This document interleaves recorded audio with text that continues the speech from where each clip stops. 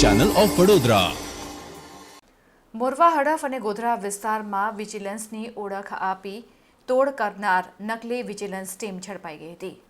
બુટલેગરને ખોટા કેસમાં ફસાવી દેવાની ધમકી આપી નાણાં પડાવતી ટોળકીના 4 ઈસમો મોરવા હડફ પોલીસના હાથે ઝડપાઈ ગયા છે। પોલીસે એક કાર, 6 મોબાઈલ અને ₹50,000 રોકડા સહિતનો મુદ્દામાલ કબજે લઈ કાર્યવાહી હાથ ધરી છે। ઝડપાયેલ ઈસમો ખેડા, ગાંધીનગર અને અમદાવાદ વિસ્તારના હોવાનું સામે આવ્યું છે।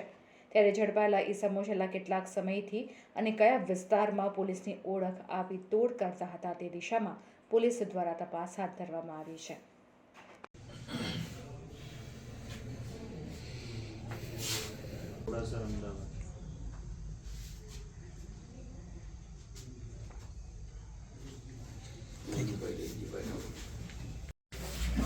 આપણા માણસ હોય જાઓ